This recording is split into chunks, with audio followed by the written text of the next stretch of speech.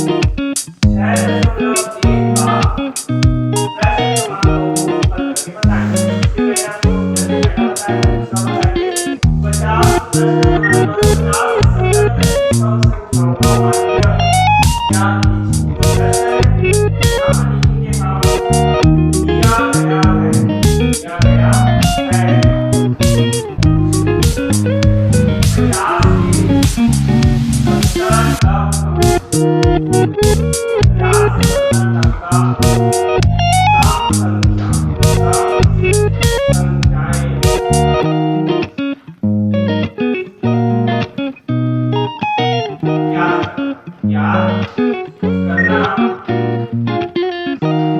प्रश्न है यहाँ पर लिखेंगे हम दिया गया है 50 से 70 तक इस प्रकार है।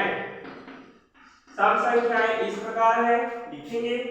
फिर आप सबसे पहले लिखोगे 50 से 70 बोला है तो 50 को स्टार्टिंग में लोगे, जो 2 से भाग चला जाए उसी को लेना है। तो 50 में 2 जोड़ो 52 54 56 58 60 फिर 2 जोड़ दो 62 फिर 2 जोड़ दीजिए 64 फिर 66 68 और ये 70। ये हमारा प्रश्न बन गया। प्रश्न बनने के बाद अब हम इसमें यहां पर लिखेंगे, अर्थात यहां पर n मतलब पदों की संख्या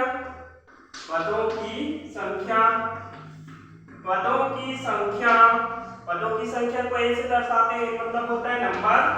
और n बराबर लिखेंगे जो संख्या था ना 50 से 70 के बीच में, उसी को गिन के लिखना है यहाँ पर कितना है उससे। ठीक है, तो गिनते हैं 1 2 3 4 5 6 7 8 9 10 11। तो यहाँ पर हम लिख देंगे 11। ठीक है, पदों की संख्या n बराबर 11। फिर चूंकि माध्य बोला है और माध्य मतलब आप समझ लीजिए समांतर माध्य को ही समांतर माध्य कहते हैं। ठीक है, तो इसीलिए माध्य बराबर होता है, माध्य को बोल सकते हैं हम माध्य बराबर होता है, माध्य लिख लीजिए, माध्य बोला है माध्य लिख, तो माध्य बराबर होता है प्रेक्षणों का योग बटे प्रेक्षणों की संख्या। माध्य बराबर होता है प्रेक्षणों का योगफल। सेम वही है, समांतर माध्य का दूसरा नाम माध्य है ना। तो प्रेक्षणों का योगफल बटे कुल प्रेक्षणों की संख्या। कुल प्रेक्षण मतलब यही जो डिजिट दिख रहा है यही सब है प्रेक्षण। तो कुल प्रेक्षणों की संख्या, कुल प्रेक्षणों की संख्या बराबर, अब हम सूत्र में मान रख सकते हैं। सूत्र में मान रखेंगे। सूत्र में मान रखने पर जैसे ही हम सूत्र में मान रखेंगे माध्य लिख सकते हैं। यहां पर हम माध्य बराबर जो प्रश्न है इसे हम लिख देंगे 50 प्लस, जहां जहां कॉमा लिखे वहां प्लस लगा के लिखना है। 50 plus 52 plus 54 plus 56 plus 58 plus 60 62 64 66। यहाँ पर जगह छोटा पड़ गया तो इसी में दोबारा लिखना चाहूंगा। ठीक है, माध्य बराबर 50 प्लस 52 प्लस 54 प्लस, ठीक है, 54 के बाद 56 plus 58 plus 60 plus 62 plus 64 plus 66 plus, उसके बाद है 68 प्लस ये 70/11 है। 1 2 3 4 5 6 7 8 9 10 11 बट्टे में आप 11 कर दो। देखिए हमारे पास जो ये प्रश्न था ना, इसी को मैंने यहाँ पर लिख दिया और ये बट्टा में 11 1 2 3 4 5 6 7 8 9 10 11 है, तो यहाँ पर हम 11 लिखेंगे। फिर इकाई को हमें इकाई से जोड़ना है, दहाई को दहाई से जोड़ना है।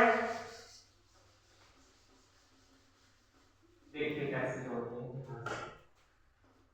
माध्य लिख देना है, माध्य बराबर इसका सबका इकाई को जोड़ना है।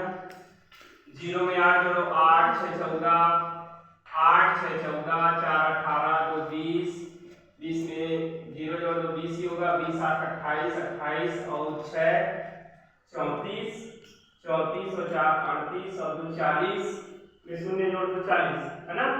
40 का शून्य 80 लाइन 4। फिर दहाई को जोड़ेंगे हम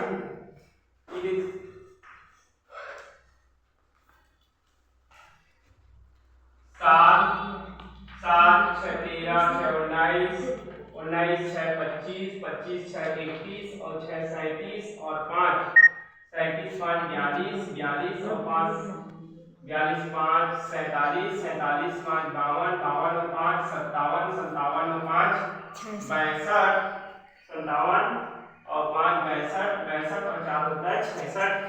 इसीलिए यहाँ पर हम 66 लिख देंगे और बटा 11।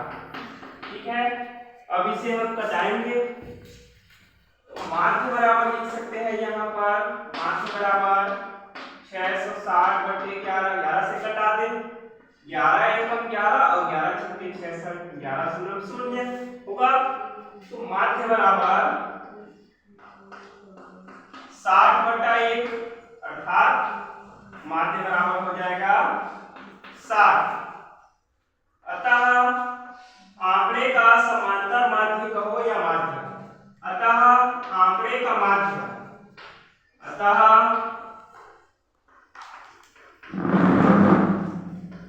आंकड़ों का माध्य बराबर 60 होगा।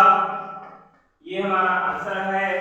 अगर वीडियो अच्छा लगा होगा तो लाइक और शेयर जरूर करना। साथ ही साथ मैं इस वीडियो के माध्यम से आपको ये बताना चाह रहा हूँ कि 8वीं का बोर्ड परीक्षा जो है बहुत